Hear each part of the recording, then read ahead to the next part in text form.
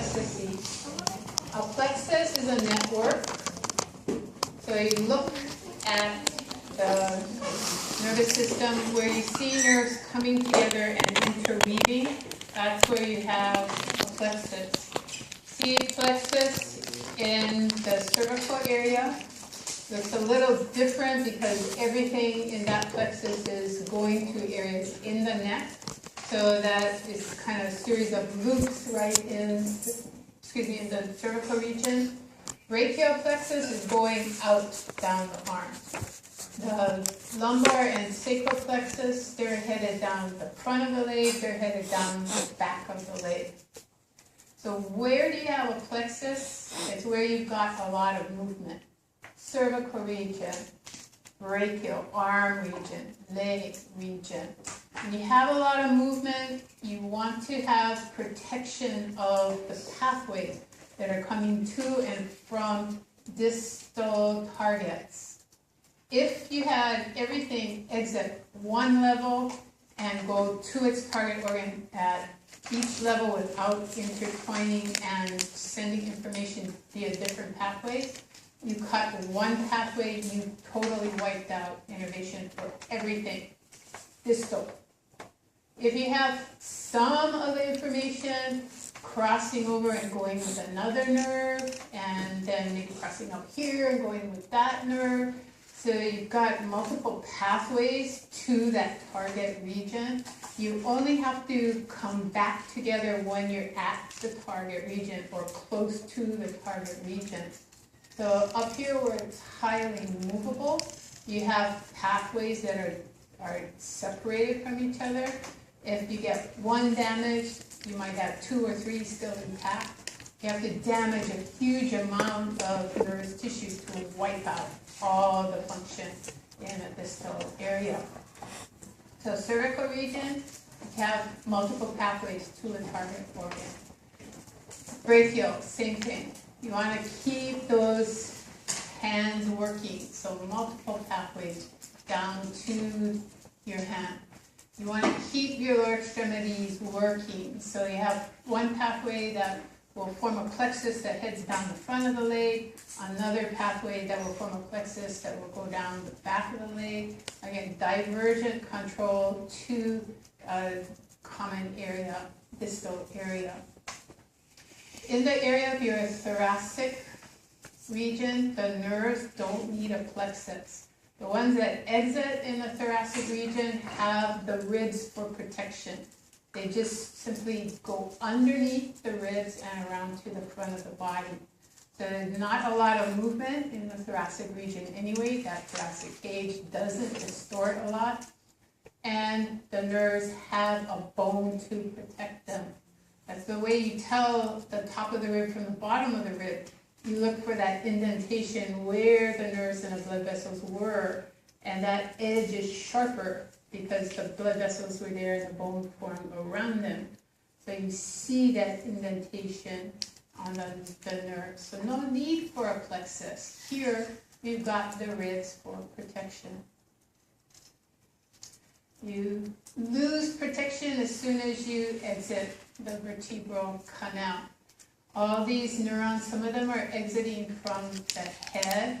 They've got the spinal accessory nerve, the hypoglossal nerve. These will exit from the head. They're cranial nerves and go to the neck region and then also to the jaw and to the tongue.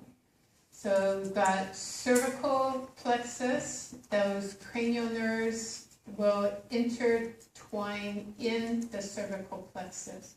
So they'll take different pathways in this network, and so you'll have spinal accessory co-innervating things like your levator scapulae, your trapezius, the trap 1. Also, cervical nerves will go to the strap muscles in the front of the neck. So spinal accessory also will go to those. Now you've got two levels of exit. You've got a cranial level and you've also got a cervical level that will operate muscles in the cervical region. So you've not only got multiple pathways to these muscles, but you've got two separate nerves that will innervate those muscles. You lose one nerve, you still got the other to operate the neck muscles. Cervical plexus, C1 through C5. The plexuses, you're going to see that they overlap. So brachial plexus isn't going to start at C6. You look at the brachial plexus, it starts at C5, but it also, if you look, it has actually nerve fibers that are coming from C4 as well. Brachial plexus C5 through T1. For the brachial plexus, I want you to be able to identify a root. So the roots are C5, 6, 7, 8, and then T1. So remember, you've got a nerve that's exiting above cervical vertebrae 1. So you've got 8 cervical nerves, even though you only have 7 cervical vertebrae. So C8 comes out between C7 and T1. The roots then immediately start combining together. So C5 and 6 combine. C7 goes out pretty much by itself, but C8 and T1, they'll combine. And now they're headed to different areas of the shoulder. So the C5 and 6 stay superior. Then there's a middle, and then there's inferior. The next segment is called a trunk, where the roots combine, they form 3 trunks: superior, middle, and inferior. Sort of still straight up and down, but then the next is that I want you to know, not so much the division, but the cord. Where is the cord going? One is going laterally, one is going posteriorly, and one is going medially. So you have a medial cord, a posterior cord, and a lateral cord. Remember, this is anatomical position. So lateral cord is here, your medial cord is here, and posterior cord is there. From the cords, then you go into the peripheral nerves. Be able to identify in this picture ulnar, median, and radial nerves. So ulnar nerve, pinky side. So it's still going to be on the medial side. Radial nerve is a little bit confusing because radius is lateral, but the radial nerve is coming down from this posterior cord. And then the median nerve is coming from the medial cord and also from the posterior cord. And so those two tributaries form the median nerve. Distally, what these nerves innervate is kind of interesting. When you get to the hand, their targets are kind of strangely arranged. You think it would be more cut and dried. Why the distribution is like this, I have no idea. But palmar-wise, you either have ulnar nerve or median nerve, ulnar or medial, just a little bit of radial up here on the palmar surface. The interesting thing about this ring finger, half of the ring finger in anatomical position, the lateral half of the ring finger is innervated by the median nerve, but the medial half of your ring finger is innervated by the ulnar nerve. And there's a simple test to see if there's a problem with the hand there. They have the patient close their eyes, and then usually they take a Q-tip, but you could take your pen, the blunt end of your pen or your pencil, with your fingers together in normal position. If you draw your eyes, with your eyes closed, if you draw the the pen up between the two fingers and think about what your brain is telling you. What's the point of contact? What does that feel like? And then next thing is have your middle finger crossed over your ring finger, and then draw the pencil between the two surfaces that come in contact with each other, and then think about what that feels like. Do it again with the fingers parallel to each other, cross the middle finger over, and do it between the two. And when you have somebody else do it for you, it's hard to find exactly where to put the pen on yourself. And where is this crossing over? Because your brain is now kind of confused. When your fingers are together and you stroke between them, you're stimulating only the median nerve. So your brain sees the points of contact very close together. When you cross your fingers and stroke, now you've got two targets up here. You've got a median nerve and an ulnar nerve target up here. And those are spaced out on your postcentral gyrus. So when your fingers are crossed, your brain says, bigger space between the fingers. There isn't bigger space between the fingers, but there's a bigger space between the target cells up here in your postcentral gyrus. So your brain says there must be more space between these fingers when your fingers are crossed. No. The radial nerve covers most of the dorsal side. The thumb, the index finger, and the middle finger, and part of the ring finger. So when you're testing the radial nerve, you're usually stroking proximally by the metacarpal phalangeal joint, so in the webbing area. You'll be stroking there to see if you get normal sensation. And then also for median nerve, you're going to test the distally, the index, middle, and thumb, and part of the ring finger, and then ulnar nerve for the rest of the ring finger and the baby finger. For lumbar and sacral plexuses, the lumbar plexus, the nerve roots are T12 through L5. They'll come together and intertwine. The main nerve that crosses anteriorly will be the femoral nerve, so know that. The other smaller ones are going to end up more proximally in the hip region.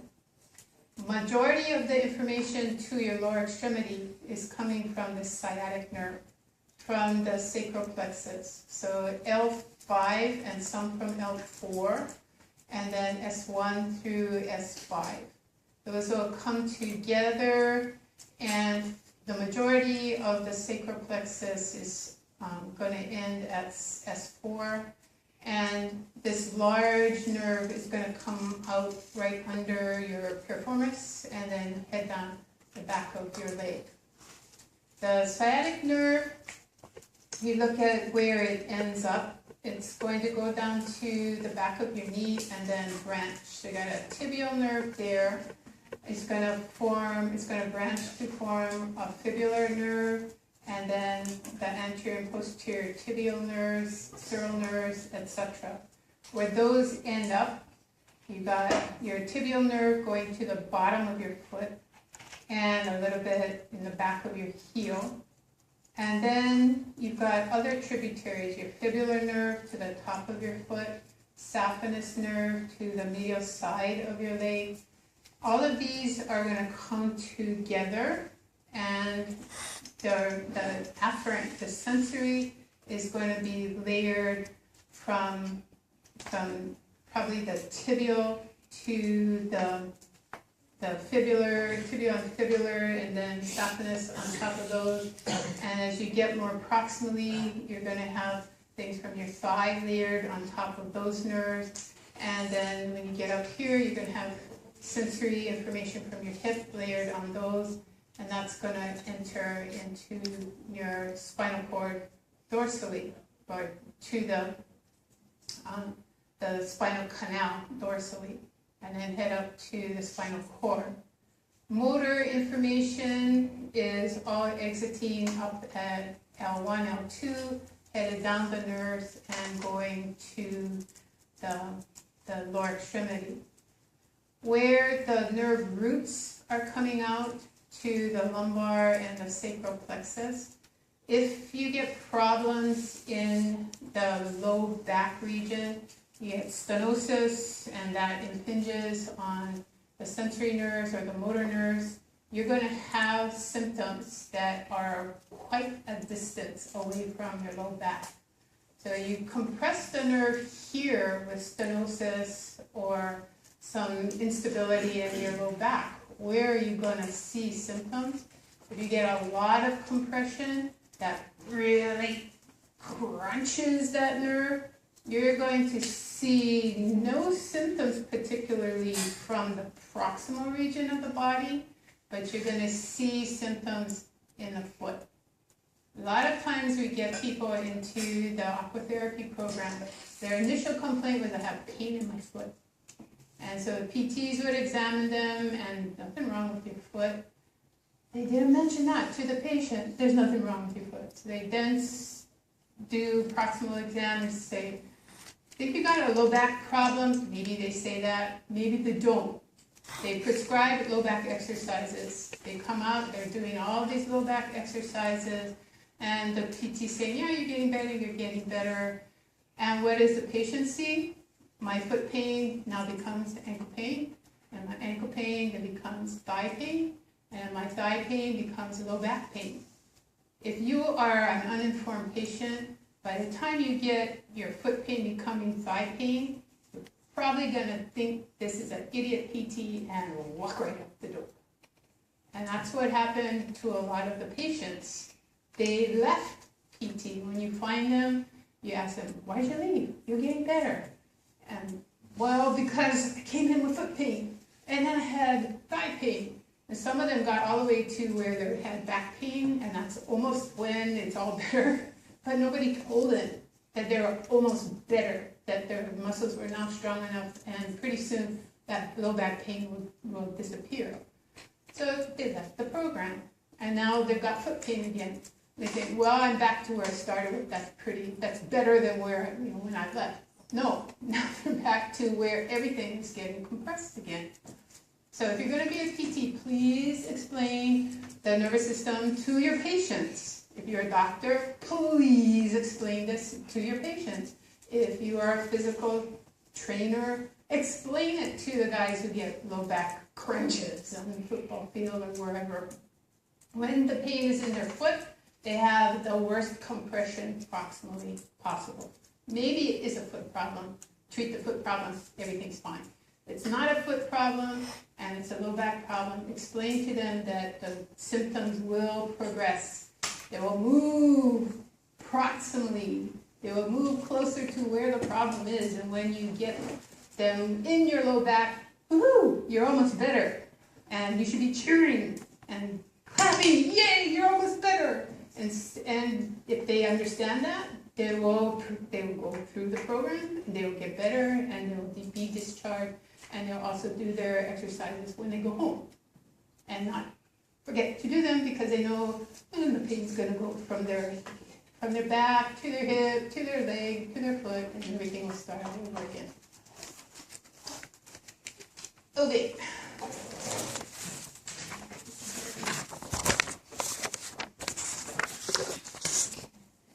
So how does information get where it needs to get? So you can say, I have foot pain, I have back pain.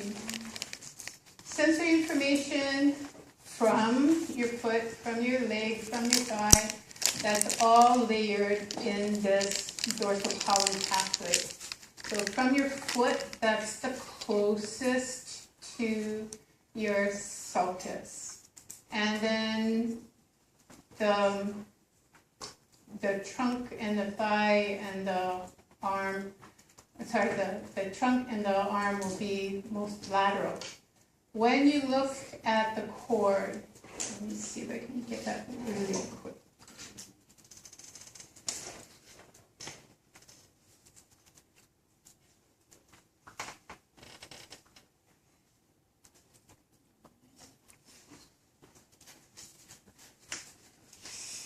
Down here in the sacral area, you're in this dorsal column.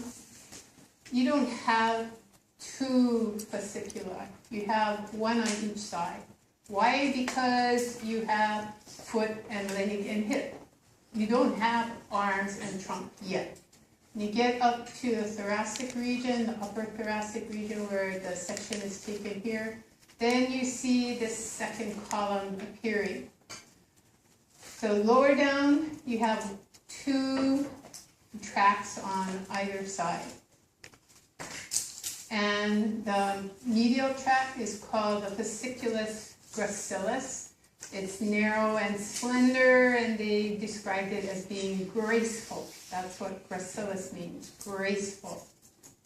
This second tract out here, the fasciculus cuneatus, that, like the cuneiform bones, is wedge shaped. This is going to be for the trunk and the upper extremities and the neck. So fasciculus cuneatus will appear when you get to the level of the cord where information is coming in from the trunk and from the upper extremity. This dorsal column pathway is going to have information regarding fine touch, proprioception, vibration, and pressure. So that box, I didn't get it. Right, so, okay, it's a little bit better there. So fine touch, vibration, pressure, and proprioception from the upper and lower extremities of the body will be traveling in this dorsal column pathway. Well, not all, but almost all of the sensory pathways have three motor neurons. The first one will have its cell body in the dorsal root ganglion, so DRG. The first order neuron for this pathway, its axon enters the dorsal column and ascends. It goes up through the cord into the brainstem to the medulla oblongata. And there you'll find a nucleus that will contain the cell body of the second order neuron. If this is coming from your leg, then it will head to the nucleus gracilis. It will travel in the fasciculus gracilis till it gets to the second order neuron in the nucleus gracilis. The second order neuron crosses at the medulla. It goes to the opposite side of the brainstem. So this first order neuron is ipsilateral. Second order neuron is going to become contralateral. So at the level of the medulla, your second order neuron will ascend to the thalamus. The tract that is traveling in is called the medial lemniscus. At the thalamus, there will be a nucleus, here the ventral nucleus. The third order neuron cell body is located. That will leave the thalamus via the internal capsule and end up in your post-central gyrus. So your sensory homunculus, which is on the post-central gyrus. So this pathway, three neurons, first order neuron, cell body, dorsal root ganglion. Second order neuron is not at the level where the first order neuron comes in. First order neuron ascends ipsilaterally to the appropriate nucleus. If the information is from your leg, it travels in fasciculus gracilis and goes to nucleus gracilis. If it's coming in from the upper extremity, it's going to travel in the fasciculus cuneatus, and it's going to go to the nucleus cuneatus. Second order neuron crosses. So if it was coming in from the left side, it would cross to the right. Here it's coming in on the right side, so it crosses to the left. Ascends in the medial lemniscus to the ventral nucleus of the thalamus. Third order neuron cell body is there. Axon goes out via internal capsule to postcentral gyrus. So this is your dorsal column pathway for fine touch, proprioception, vibration, and pressure. If you're sending information about crude touch, so fine touch is light touch. You're very specific about the location of that fine touch. Crude touch is, well, I got into my chair, I sort of know I'm in the right position, or some big something touches you, your clothes touching you. Crude touch is not very specific. You know you're being touched, but exactly what it is and where it is less precise. And pressure is also carried in this pathway. The location for the first order neuron, still dorsal root ganglion. It's the location of the cell body. When the axon enters, something different happens. It immediately crosses. It finds its second order neuron at the level of entry. Second order neuron crosses at the level of entry. So here it ascended and then crossed. Here the second order neuron is at the level of entry. Second order neuron crosses immediately, goes to the anterior or ventral column, and then ascends. It's also going to the thalamus. So the pathway is similar for where it's headed. It's going to the thalamus. Second order neuron will be in the thalamus. Third order neuron in the thalamus. Third order neuron leaves via the internal capsule, target postcentral gyrus. So crude touch and pressure. The difference is where's the second order neuron cell body? It's at the level of entry. Crossing happens immediately at the level of entry. The pathway is no longer posterior column. Now it's ventral column or anterior. These pathways are named for what they're connecting. So spinal, thalamic. It's coming into the spinal cord and it's ascending to the thalamus, and then thalamus to postcentral gyrus. The next pathway is lateral spinal thalamic, still connecting the spinal column, spinal cord with the thalamus. The first order neuron, same as the other two pathways. So body, dorsal root ganglion. This pathway is similar to the ventral column pathway in that the second order neuron is at the level of entry. Also similar that the neuron crosses at the level of entry, but instead of going to the ventral or anterior column, it heads to the lateral column and then ascends to the thalamus, synapses with the third order neuron, and goes out to the postcentral gyrus. You had a question? Yeah, what's that pictured above that hand? That's your homunculus. This is the bizarre picture that they came up with to show you that when you have sensory information from a particular body part, the number of neurons in that postcentral gyrus that are dedicated to that body part vary. So if that body part is very sensitive, there are going to be a lot of neurons in that postcentral gyrus that will have information being sent to them. So you look at the lips, they're huge. You look at the hand compared to the foot, the hand is much more sensitive than the foot is. The lips are much more sensitive than the forehead is. Your lower extremity and your thorax, they look kind of equal in their sensitivity, when in actual size, they're very different in their body surface area, but sensitivity-wise, they're about the same. So tongue also bigger than would be expected for its actual size.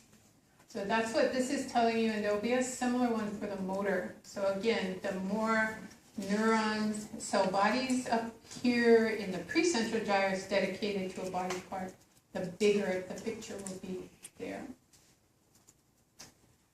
Okay, so pain and temperature, crude touch and pressure. These are spinothalamic tracts. The crude touch and pressure go to the anterior column, but pain and temperature go to the lateral column. They both ascend to the thalamus. They both go out to the postcentral gyrus. The spinocerebellar tract, as the name says, it's not going to the thalamus. It's going to the cerebellum. This is carrying information about proprioception, position of your body. So Golgi tendon organs, muscle spindles, and joint capsule receptors all will have afferents traveling in this pathway. I think this, to me, this is a really, really, really important information from your body. You don't know where your body is in space, especially with your eyes closed. The only input you have are from these stretch receptors. You're probably going to fall off a cliff and it's going to be the end of your life. Or your joints are going to get out of alignment and then they're not going to be able to allow you to move efficiently for the rest of your life if they get stretched out of shape. To me, it's very important. Why is it so important? Because the pathways are duplicated. You have the sensory information coming in. Here it's from the left. That, I don't know why the artist decided it's going to come from the left for these pathways. It doesn't really matter. It could be coming in on the right.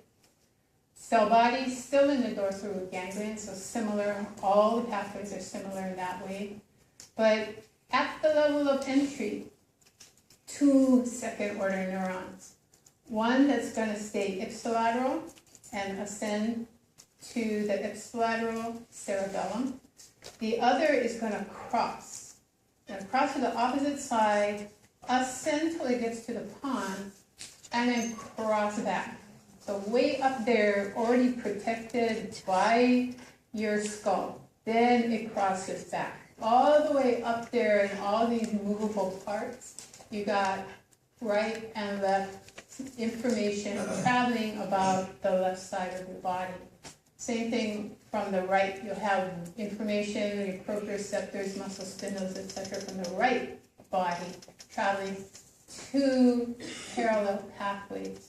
It's very unusual that you have this distribution in the pathway that, to me, makes it clear that these are important information. Why duplicate it and have it redundant, that much redundant when you're going to the brain? It must be important for the function of your body to have that information.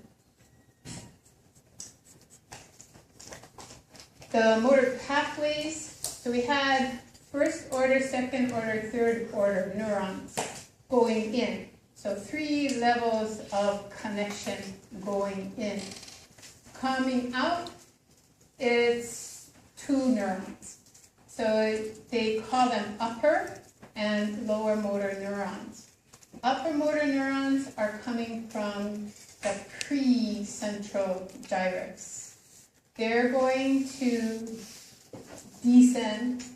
They're going to use the internal capsule, but for the most part, they go right past the thalamus and descend through the brainstem and to various levels down the cord.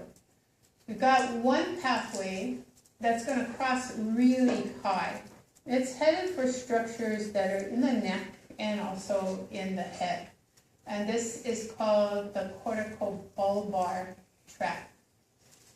So when I make loud noises and you look up and you look towards me,